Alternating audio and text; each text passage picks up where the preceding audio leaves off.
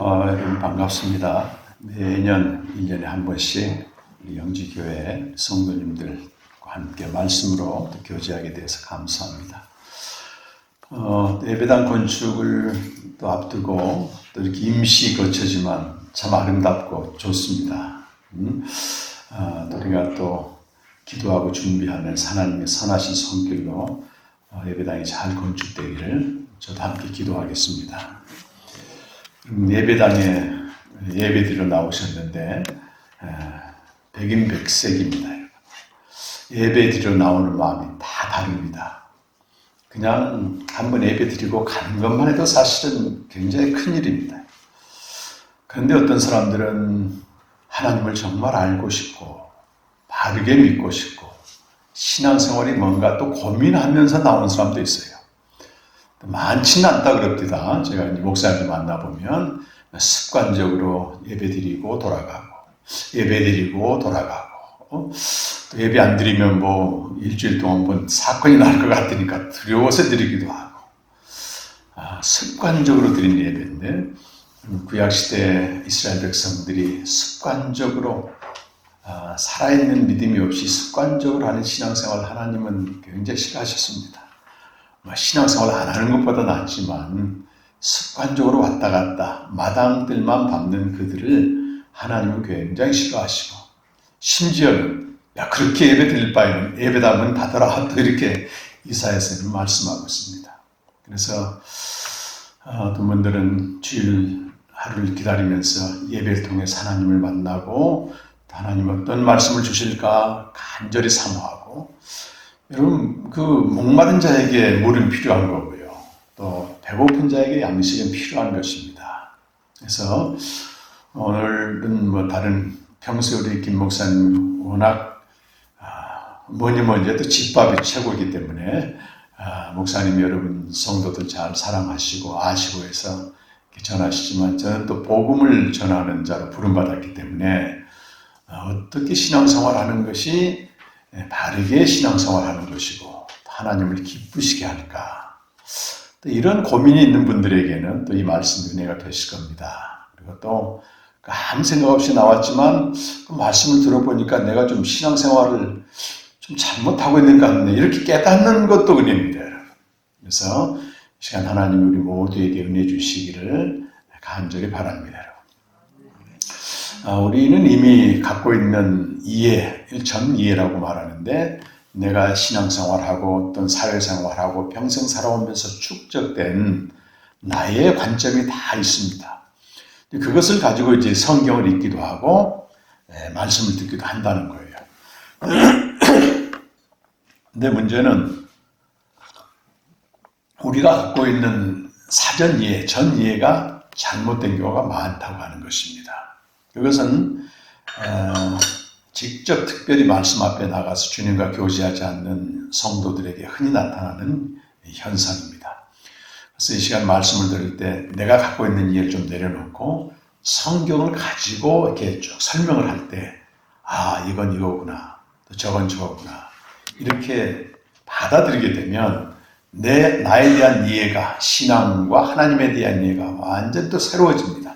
새로워지면서 또 삶이 바뀌기도 하고 그런 맛에 신앙생활 하는 겁니다. 사실 10년, 20년, 30년 다녀도 나의 이해가 전혀 바뀌지 않고 똑같다면 그 무슨 의미가 있겠습니까 여러분? 그래서 오늘은 특별히 언약에 대한 말씀 여러분과 나누려고 그래요. 언약이란 말이 대체 무슨 말인가 나름대로 이해하고 있을 것입니다. 언약이란 말. 근데 이 언약이란 말은 상당히 중요합니다. 여러분 갖고 있는 성경책 보게 되면 구약과 신약으로 되어 있잖아요. 그렇죠? 구약과 신약. 근데 구약과 신약이란 말이 무슨 말일까요?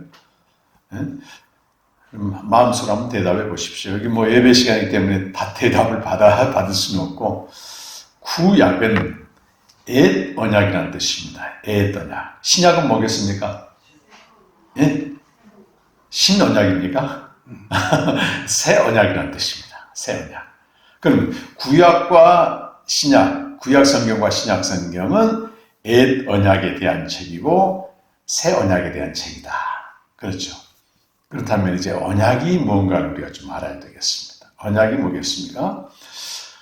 언약은 뭐 말씀 원자에다가 약속 약자를 써서 뭐 말씀으로 약속했다 이렇게 얘기하지만 언약이라고 하는 정확한 뜻은 성경에서 말하는 언약과 일반 사전적인 언약하고 다르거든요.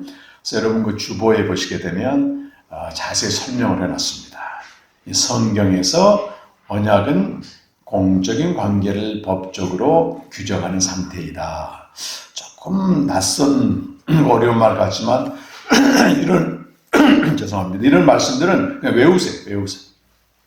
언약이 뭐냐? 공적인 관계를 법적으로 규정하는 것이다. 이걸 그냥 외우시면 됩니다. 어떤 남녀가 이렇게 서로 좋아하고 있었어요. 사적인 관계란 말이에요, 이거는. 근데 어느 날 결혼식 하겠다고 청첩장이 다 왔네. 그래서 결혼식을 다 올려요. 그러면 이 사적인 관계가 무슨 관계가 되는 거예요? 공적인 관계가 되는 겁니다.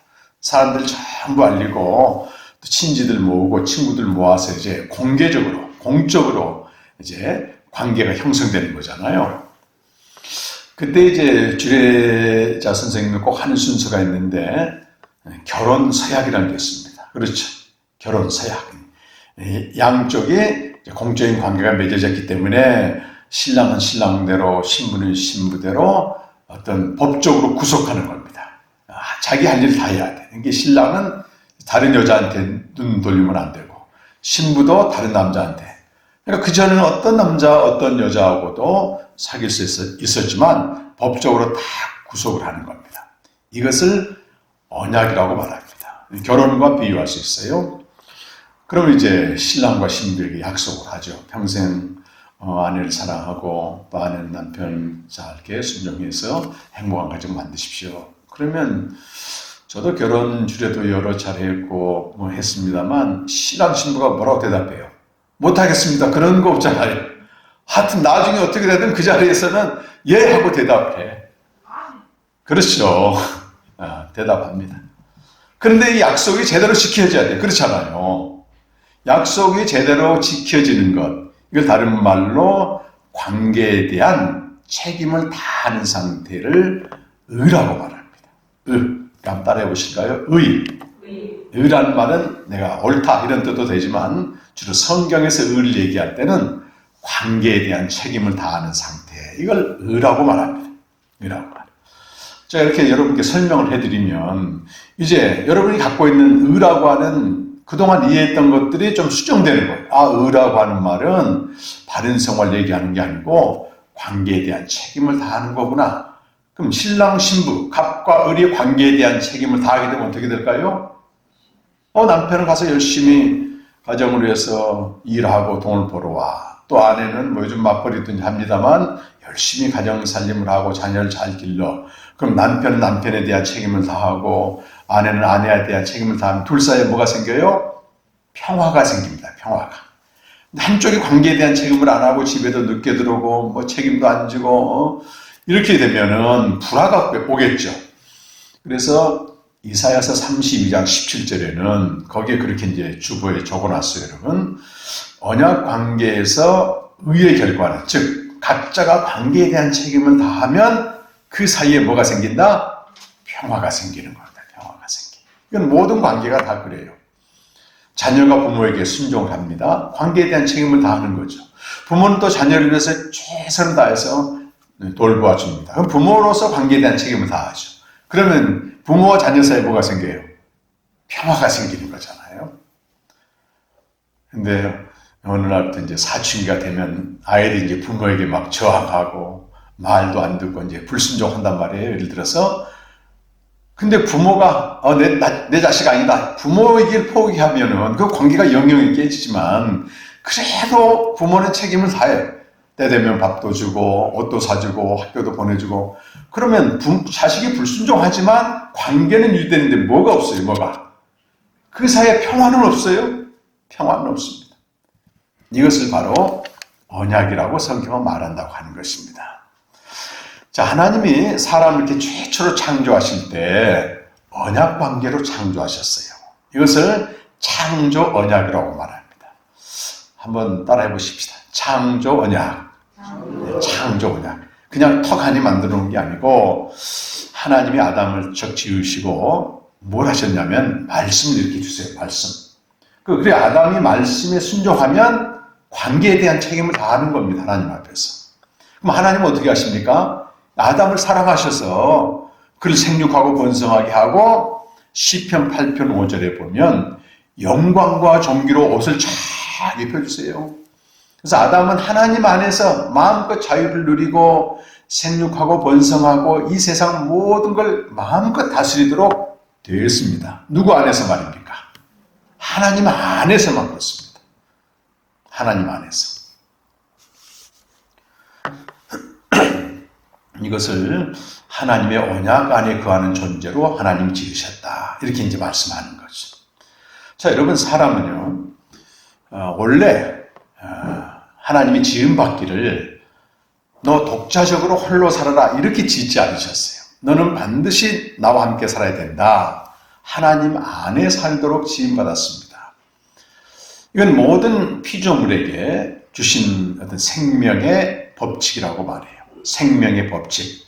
모든 생명체는 하나님이 지으셨는데 이 생명체가 살 수 있는 법칙을 다 정해놨습니다. 그래서 똑같은 짐승이라도요, 사자는 고기를 먹어야 돼. 고기, 육식동물로 지었는데 소는 무슨 동물로 지었을까요? 고기 먹으면 됩니까? 소가? 소가 고기 먹으면 말이죠, 광우병 걸린다 그러니까. 그래서 광우병은 그 동물 사료를 소에게 먹여가지고 소가 기이하게 변형되는 걸 광우병이라고, 미칠 광자를 써가지고 소가 미쳤다. 정해진 양식을 안 먹으면 그래. 똑같은 짐승이지만 이 소는 초식동물, 풀을 먹도록 그렇게 하나님이 생명의 법칙을 지어놨습니다. 이거는 창조주 하나님의 법칙이기 때문에 마음대로 못 받고, 야, 이 소에게 나, 토끼나 이거 먹도 안 된다고 안 돼, 이거는. 사람은 어떻게 지었을까요? 물고기는 물속에 살 수 있도록 지었듯이 사람은 누구 안에 살도록 지었다? 하나님 안에 살도록 지은 거예요. 이게 가장 중요한 겁니다. 일하고, 가정 돌보고, 이건 2차적인 문제입니다. 2차적인 문제. 그래서 물고기는 물속에 있을 때 자유하듯이 사람은 하나님 안에 있을 때만 진짜 사람이 되는 겁니다. 요즘 보면 어항이라고, 그 수족관 같은 거 있는 거 보면요. 물속에서 자유를 마음껏 누리는 그 물고기를 괜히 잡아다가 수족관 안에 딱 가둬놓고 그거 보고 즐기는 사람들이 있어요. 요즘 서울에서는 그게 괜히 유행입니다. 어떤 거는 한 5천만 원도 한답니다. 집에다 수족관 딱 마련해놓고 밖에 나가서 너무 지쳐. 죽을 맛에 사는 거, 사람들이. 죽을 것 같으니까 집에 와서 수족관 보면서 자기가 살아있는 걸 느낀답니다. 이러려고 수족관 집에다 놔. 근데 그 수족관 속에 있는 물고기가 자유할까요, 여러분? 아무리 황금색 어항에다가 집어넣는다고 해서 자유하지 않지 않았습니까? 물고기는 어디 살아야 된다? 물속에 넣어줘야만이 자유를 얻습니다. 그런데 아담이 그렇게 하나님 안에서 자유를 누리고 만물을 통치하도록 지음받았는데 뱀의 유혹을 받아서, 뱀의 배후는 사탄입니다. 사탄의 목적은 딱 한 가지. 어떻게 하든 하나님과의 관계를 깨뜨리려고 하는. 물로 비유한 물고기가 물속에서 자유를 누리고 있는데 물 밖에 꺼내오려고 하는. 그게 사탄의 목적이에요. 사탄이라고 하는 분리시키다 이런 뜻도 있고 반대하다 이런 뜻도 있습니다. 분리시키는 겁니다. 분리시키는. 부부가 하나 돼야 되는데 자꾸 분리시켜. 부모 자녀가 하나 되는데 분리시키고, 이것도 전부 영적으로는 사단의 역사입니다, 여러분. 인력으로 안 된단 말 있잖아요. 설득해서 됩니까, 이것이? 그래서 아담과 하와가 사탄의 유혹을 받고 불순종했어요. 언약 관계에 대한 책임을 안 해버린 거예요. 그럼과 동시에 언약이 깨져버렸습니다. 언약이 깨졌지만 하나님 편에서는 여전히 하나님 노릇을 하시는 겁니다. 그 대신 아담은 하나님을 떠나 살게 된 거예요. 비참하게 살게 된 것입니다. 하나님이 아담과 하와를 보시고 안 되겠다 싶어서 그것은 뭘 약속하시냐면 내가 장차 내 아들을 보내서 너희를 구원해서 다시 내 품으로 돌아오겠다고 하는 약속을 선포하십니다. 언제 선포하냐면 아담이 죄를 지은 그 현장에서 선포해요. 그것이 여러분 주보에 나왔듯이 여자의 후손과 가죽옷이라는 이 예표, 하나의 예표입니다. 장차 하나님의 아들이 오셔서 십자가에 죽으시고 부활하심으로써 하나님과 멀리 떨어져 있던 우리를 다시 하나님 품으로 데려오겠다. 여러분, 아담만 하나님을 떠난 게 아닙니다. 여러분. 아담 안에 모든 사람이 하나님을 떠났고 로마서 3장 23절 말씀을 보시게 되면 모든 사람이 죄를 범하여 하나님의 영광에서 떨어져 나갔다. 모든 사람이 죄를 범하여 하나님의 영광에서 떨어져 나갔다. 그 하나님의 영광과 존귀의 옷을 입었는데 이 옷이 벗겨진 겁니다. 벗겨지고 이제는 벗겨지니까 뭐 어떻게 돼요? 비참한 자기 모습을 자기가 봐야 되는 거예요. 사람이 가장 고통스러울 때는 누구냐면 자기가 자기 모습을, 자기 존재를 발견할 때가 제일 고통스러운 겁니다. 그래서 자기 존재를 다 감춰 보란 듯한 어떤 것을 다 감춰놓습니다. 원래 그 속은 비참한 존재인데 다른 옷을 입고 있는 거예요. 사람들이 보기에 번듯한 옷을 입고 성공하는 옷을 입고 그래서 사람들은 그 겉모습만 봐. 여러분 주님이 말씀하시잖아요. 사람은 외모를 보지만 나는 뭘 보신다? 하나님의 중심을 보셔. 중심은 비참한데 겉모습만 번지르르 화장을 하듯이 해봐. 사람들끼리는 통하지만 하나님 보실 때는 여전히 비참한 존재라. 하나님의 영광에서 떠났기 때문에. 하나님은 이제 그 아들을 보내시기로 약속하시고 많은 민족 중에 이스라엘 민족을 선택하십니다. 이스라엘 민족. 그래서 오늘 이제 읽은 에레미야 31장은 이스라엘에게 주신 약속인데 창세기 12장부터 구약성경 말라기까지 전체 내용이 뭐냐면 하나님이 이스라엘 통해서 구원을 이루어 가시는 거예요. 근데 그 이스라엘 통한 구원은 결국 예수님이 오셔서 완성한 구원입니다, 여러분. 예수님이 오셔서 완성하는 구원이에요. 자, 하나님이 이스라엘을 애굽에서 종살이하고 있을 때 건져내셨어요. 누굴 통해서 건져냈습니까, 여러분? 네? 모세를 통해서 건져냈죠, 출애굽기. 모세를 통해서 건져내신 다음에 아담이 파기한 언약을 다시 세우는 겁니다. 그것이 바로 출애굽기 19장에 있는 시내산에서 세운 언약이에요. 이 시내산에서 세운 언약은 신약 시대의 관점에서 볼 때는 옛 언약이 되는 겁니다. 이 두 자로 치면 뭐가요? 구약이 되는 거죠, 구약이. 그 언약의 내용이 아담에게 말씀하신 거하고 똑같아요. 너희가 내 말씀을 잘 들으면 내 안에 거하는 거야. 나랑 함께 사는 거야. 그러면 내가 너희를 특별한 보화로 삼고 제사장 나라로 삼고 거룩한 백성이 되어서 하나님을 알지 못한 저 세상 사람들이 너희를 통해서 하나님을 알게 될 것이다. 선교적인 사명을 주신 게 옛 언약, 시내산 언약의 내용이에요.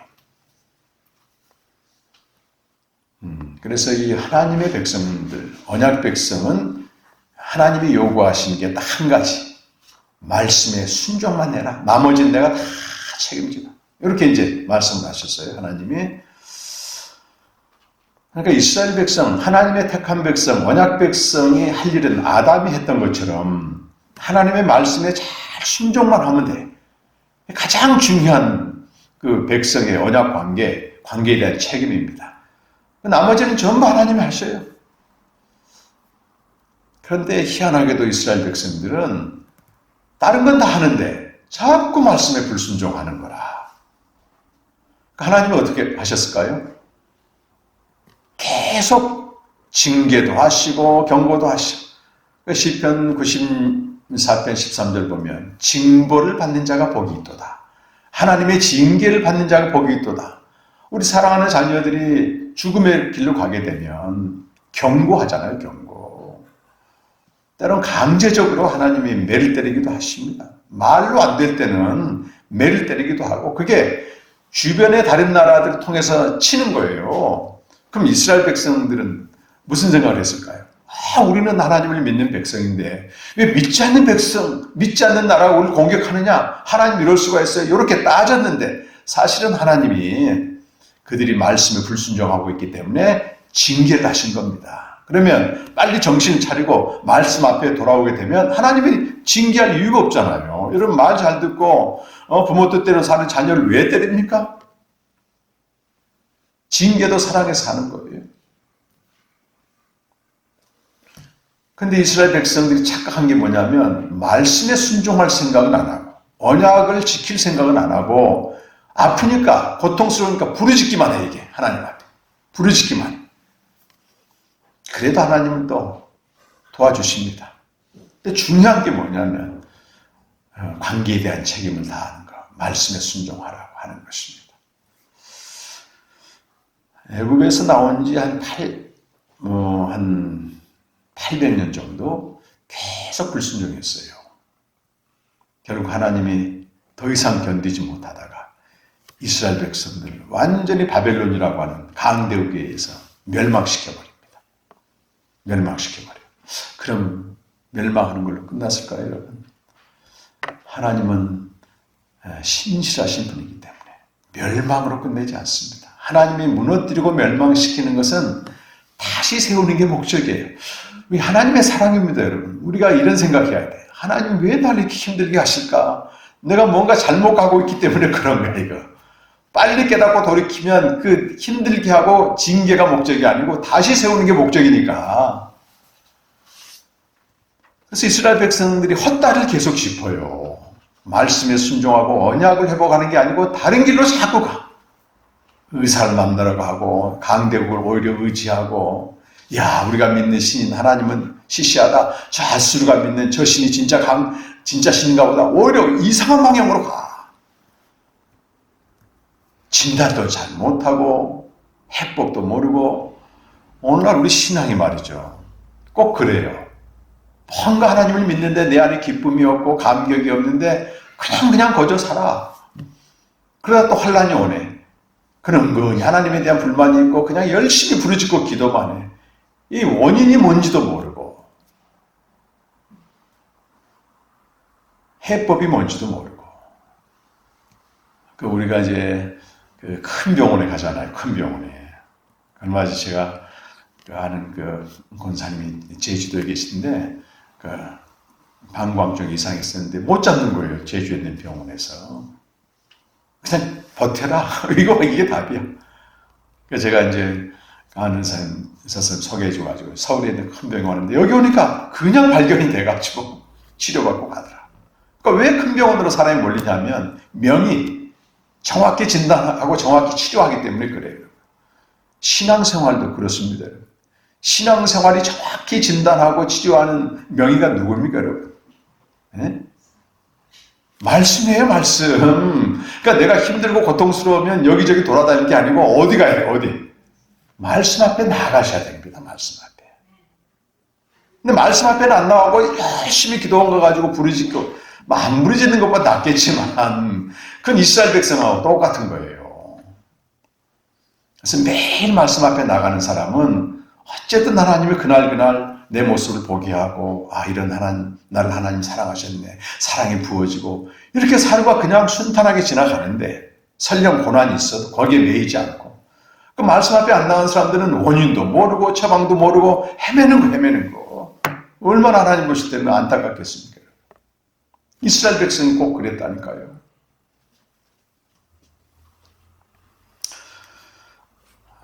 그래서 이스라엘을 하나님께서 심판하시고 멸망하실 때 에레미야 선지자를 통해서 하신 약속이 오늘 저와 여러분이 읽었던 본문 말씀입니다. 에레미야 31장 31절에서 34절 말씀입니다. 우리 내용은 다 읽었기 때문에 여러분 아시는데요. 그 주보 맨 앞부분에 보면 여기다 따로 해놓으셨더라고요. 새 언약의 세 가지 본질 정리 이렇게 이제 되어 있는데 새 언약이라는 말을 다른 말로 하게 되면 신약이라고 말했잖아요. 신약. 그리고 우리가 에레미야서 31장 31절에서 34절 읽고 또 한 군데 성경을 읽었죠. 누가복음 22장 20절을 우리가 읽었어요. 하나님의 에레미야에게 약속한 새 언약을 예수님이 십자가에 죽으심으로써 성취하셨습니다. 우리가 오늘 두 개 성경을 읽었지 않습니까? 한 80년 만에 예수님이 오셔서 성취하신 겁니다. 그래서 우리는 더 이상 구약의 이스라엘 백성이 아니고 영적으로 새 이스라엘 백성이라고 말할 수 있습니다만 지금은 새 언약 백성입니다. 새 언약 백성. 우리 한번 따라해 보십시다. 새 언약 백성. 나는 누구냐? 하나님의 새 언약 백성이다. 이겁니다. 새 언약 백성이 뭔가를 알아야 되잖아요. 새 언약의 내용이 뭔지를 알아야지. 그것이 오늘 세 가지로 정의할 수 있는데 첫 번째가 한번 1번 해가지고 적어놨는데 여러분 다 같이 한번 읽어보십시다. 시작. 내 법을 그들의 속에 두며 그들의 마음에 기록하고 이 말이에요. 하나님이 이렇게 말씀하셨어요. 내 법을 너희 속에 두겠다. 너희의 마음에 기록하겠다. 이렇게 이제 말씀하신 겁니다. 그럼 이게 무슨 뜻인가 또 알아야 되잖아요. 어떤 사람들은 성경을 읽을 때 자기 마음대로 이해해. 이건 전에는 돌에다 기록했으니까 이제 내 마음에 기록했다. 그 뜻이구나. 이 정도만 이해해도 사실은 상당히 잘 이해하는 편이라고 할 수 있어요. 그러나 정확하게 이해해야만이 제대로 된 이해가 되는 것입니다. 자, 그 구약시대는 하나님이 여러 부분과 여러 모양으로 말씀하셨는데 히브리서 1장 1절과 2절 보면 예수님이 오신 이후로는 구약에는 꿈으로도 환상으로도 말씀하시고 또 여러 선지자를 통해서 말씀하셨는데 지금 히브리서 1장 1절과 2절 제가 말씀합니다. 지금은 오직 아들을 통해서만 말씀하십니다. 이래요. 누굴 통해서만 말씀하신다고요? 아들을 통해서만 말씀하세요. 그러니까 내가 꿈에서 꿈꿀 수 있어요. 실력한 꿈꿀 수 있고 그거는 구약적인 그림자입니다. 그림자. 지금은 아들을 통해서 말씀하시는 거예요. 아들을 통해서. 아들을 통해서 하신 말씀이 뭘까요, 여러분? 일반적인 말이 아니고 생명을 주는 말씀이에요. 생명을 주는 말씀. 그러니까 아들의 말씀을 들으면 우리가 뭘 얻습니까, 여러분? 생명을 얻습니다. 생명. 그래서 요한복음 6장 63절에 보면 생명을 주는 것은 영입니다. 내가 너희에게 이른 말이 영이요 생명이다. 아들의 말씀을 영으로 깨닫게 되면 내 안에 생명이 들어온다. 생명을 주는 말씀이다. 이래요. 또는 예수님의 이름 자체를 생명을 주는 영이다. 이렇게도 얘기해요. 고린도전서 15장 45절에 보면 첫사람 아담은 생명이고 마지막 아담인 그리스도는 생명을 주는 영입니다. 그래서 요한복음 12장 50절을 봐도 예수님이 이렇게 말씀하십니다. 나는 아버지가 말하라고 하신 그대로 말합니다. 이렇게 말해요. 그러니까 아들도 마음대로 얘기를 못해요. 누구가 하라고 한 대로 했다고요? 아버지가 하라고 주신 대로 말했는데 나는 그 아버지의 명령이 영생인 줄 압니다. 생명을 주는 말씀이에요. 그래서 여기 새 언약의 첫 번째 내용인 내 법을 너희 속에 두고 너희 마음에 기록한다. 그 말은 아들의 말씀을 통해서 생명을 주는 것입니다. 생명을 주는 것. 이렇게 제가 성경을 가지고 설명을 하는 거잖아요. 그럼 여러분이 알고 있는 이해가 완전히 새로워져야 돼요. 그걸 붙들고 있으면 하나도 글쎄요, 하나님께 저도 이제 기도하고 왔지만 여러분은 새 언약 백성이고 하기 때문에 기본적으로 세 가지는 알아야만 됩니다. 이 진리를 알아야지 자유가 있지. 디모데전서 2장 4절에도 보면 하나님은 모든 사람이 구원을 받으며 진리를 아는 데 이르기를 원하시느니라 이렇게 되어 있어요. 여러분 자녀들이 세상에 태어났는데 밥 주고 때 되면 옷 입혀주고 기르는데 태어난 그대로 있으면 무슨 의미가 있겠습니까, 여러분?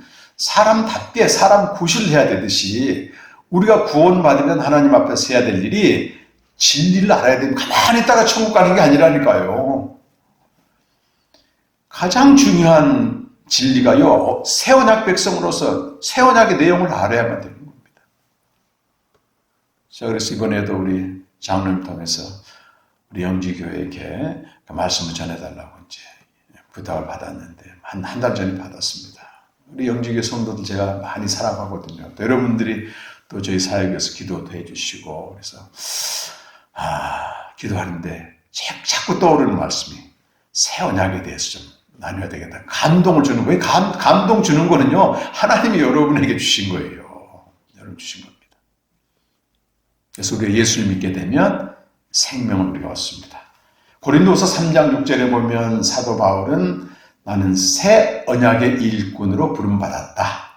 나는 새 언약의 일꾼 된 자격을 하나님 주셨다. 자격이 없는데 하나님 주셨다는 거잖아요.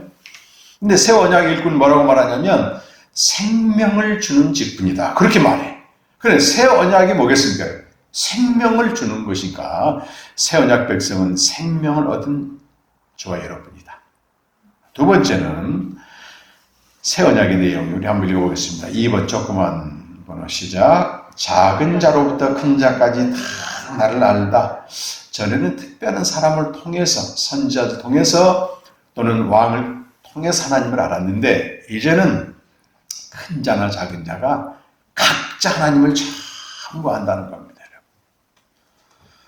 그래서 목사님이 이렇게 설교하시게 되면 목사님이 하나님을 아는 거고 나도 개인적으로 하나님을 알아서 서로 교제가 되는 것입니다. 풍성한 교제가 되겠죠. 그렇게 되면 그래서 이제는 새 언약 백성은 각자가 직접 하나님께 나가야 된다고 하는 것입니다. 누가 해준 밥을 먹는 게 아니고 내가 나가서 주님을 만나고 그분과 교제하고, 우리 이제 하나님의 자녀이기 때문에 생명을 얻은 성도는 하나님의 자녀잖아요. 자녀는 누구한테 나가는 특권이 있어요. 아버지께 나가는 특권이 있습니다. 누굴 통해서 나가는 게 아니에요. 근데 가톨릭이 좀 성경적으로 안 하는 게 많아요. 그 중에 하나가 뭐냐면 너희는 직접 나갈 자격이 없으니까 어떤 성인들의 공로를 통해서 나가라. 이렇게 또 가르쳐요. 거기는 특별히 마리아를 통해서 나가라. 이렇게 가르치는 겁니다, 여러분. 근데 자녀는 누굴 통해서 나가는 게 아니잖아요. 내 자녀는 부모에게 나갈 수 있는 특권이 있어요. 특권이 있어. 그래서 여러분이 하나님을 누구로 부릅니까? 아버지라고 부르잖아요. 아버지. 그럼 아버지라는 그 이름 속에 뭐가 있어요? 내가 그분의 자녀고 나는 하나님께 나아갈 수 있는 자격이 있다. 히브리서에서는 이걸 가장 중요한 특권으로 여깁니다. 이제 누구든지 아들을 힘입어서 아버지께 나아갈 수 있는 권리가 생겼습니다. 나가야 돼요. 매일 말씀 앞에 나가고 매일 기도하고 그래야 된다고 하는 것입니다. 개인적인. 신앙생활은 단체, 집단적으로 하는 게 아니고 개인적으로 하는 겁니다. 개인적으로. 그리고 이제 모였을 때는 함께 나눌 때 더 기쁨이 충만해지는 거죠. 세 번째, 3번 조그만 글씨가 있는데 여기도 있겠습니다. 시작. 그들의 악행을 사하고 그 죄를 기억하지 않고. 이거 히브리서 10장 17절에서 20절까지 전부 나오는 말씀입니다. 자, 큰 자나 작은 자나 하나님께 나아가는 것을 생명의 교제라고 말합니다. 내 법을 너희 속에 두고 그건 생명을 얻는 것이고, 생명을 얻은 이들이 하나님께 나아가는 것을 생명의 교제라고 말해요. 그런데 세 번째는 그들의 모든 악행을 용서하고 죄를 기억하지 않는다. 그것은 히브리서 10장 17절에서 20절 말씀 보게 되면 죄를 다 용서하심으로 하나님께 나아가는 걸림돌을 다 제거하셨다는 거예요. 하나님 편에서 걸림돌을 다 제거하신 거예요. 그래서 하나님이 우리를 죄를 용서하신 것은 나 죄 용서받았네 그렇게 거기에 머무르려고 한 게 아니고 말이죠. 이제 죄를 용서받았으니까 누구한테 나가야 된다? 하나님께 나가도록 죄를 용서해 줄 거예요. 하나님 편에서 다 작업을 하신 겁니다. 너희가 내게 나올 때 좀 꺼리낌이 있지. 그러나 내가 너희 죄를 다 용서했으니까 기억도 하지 말고 내게 나와. 하나님께 나오도록 하기 위해서 죄를 용서해 준 건데 사람들은 죄 용서 자체만 그냥 머무르고 있는 거예요. 그 죄 용서해 준 의미가 없죠. 하나님 편에서는. 죄는 용서받았는데 하나님께는 안 나와. 우리 자녀들이 잘못했을 때 엄마 아빠에게 올 수가 없어. 나도 용서했다니까. 죄 용서해 줬는데도 엄마 아빠 얼굴도 안 보고 살아. 그런 거랑 똑같은 거예요. 그래서 이 새 언약의 내용을 한마디로 정의하면 생명의 교제입니다. 생명의 교제. 생명을 얻은 우리가 하나님과 교제하는 것이다. 생명의 교제. 우리 한번 따라해 보십시다. 생명의 교제. 이걸 꼭 마음에 새겨요. 이게 되든 안 되든 일단 내가 신약시대 백성은, 신약시대 하나님의 백성은 생명의 교제를 하는 것이 가장 기본적인 신앙생활이구나. 이렇게 내가 이해를 해야 된단 말이에요. 교회만 그냥 왔다 갔다 다니는, 이것도 참 귀하긴 귀해요. 그냥 왜 내 신앙생활이 진전이 없고 기쁨이 없고 늘 그 술에 술 탄듯 물에 물 탄듯 고자리고 희미하고, 어떤 사람은 똑같이 교회를 다니지만 그 은혜가 충만하고 감격이 충만하고, 어떤 집사를 보게 되면 어떻게 그런 분들 보게 되면 막 목마름이 오고 갈망이 오고 나도 좀 저렇게 믿어야 되겠다, 이렇게 살아있는 이런 신앙 아니겠습니까?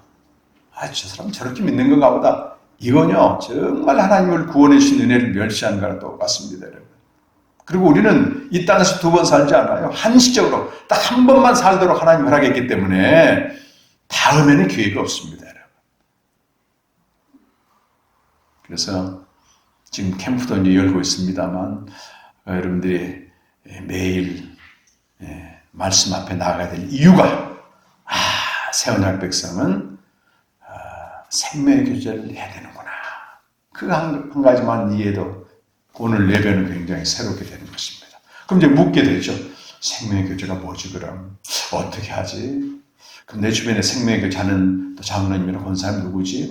주변에 다 계시잖아요. 그 육적인 거는요, 죽음과 동시에 다 끝납니다. 잘 살고 못 살고 편하게 살고 고생하고 살고는 죽음과 동시에 끝나지만 영혼의 문제는 영원히 가는 겁니다, 여러분. 영혼을 돌보는 자가 이 진정한 그리스도인이에요. 세상 사람들은 영혼 돌보지 않습니다. 영혼이 어떻게 되든 육체적으로 재밌게 살고 즐겁게 살고 살지만, 그 영혼을 돌보는 게 뭡니까? 생명의 교제를 해야만 되기 때문에 관심을 가지고, 천국은 침노하라 그래서 주변에 이렇게 생명의 교제하는 우리 성도들 보게 되면 하나 좀 알려달라. 우리 제주공동체 했습니다만 작년 2월 달에 생명의 교제를 풍성히 했던 우리 전사님 한 분이 암으로 소천하신 거예요. 그분이 세상을 떠나기 한 달 전인가 어떤 집사님 한 분이 방문을 했어요. 나 정말 생명의 교제 하고 싶은데 좀 알려달라. 근데 이분이 돌아가시기 직전에 한 2시간 동안 생명의 교제는 이렇게 하는 거라고 하는 걸 알려줬어요. 그리고 바로 그날부터 이 집사님이 돌아와서 생명의 교제를 하게 됐는데요. 평생 신앙생활하면서 누리지 못한 그 기쁨과 감격을 매일 고백합니다. 매일. 완전히 새로워진 거예요. 거룩한 것을 우리는 사모해야 됩니다. 사모하는 자를 하나님 만족케 하시고 줄인 자에게 좋은 것을 주십니다, 여러분. 우리는 은혜로 구원받은 자요, 새 언약 백성입니다. 이제 언약 백성이 요구되는 것은 관계에 대한 책임을 다하는 겁니다. 한 가지 생명의 교제를 하시면 나머지 우리 신앙생활뿐만 아니고 모든 삶의 전체를 하나님이 돌보아 주십니다. 히브리서 8장 9절 한번 읽고 기도하겠습니다. 히브리서 8장 9절 기도하겠습니다.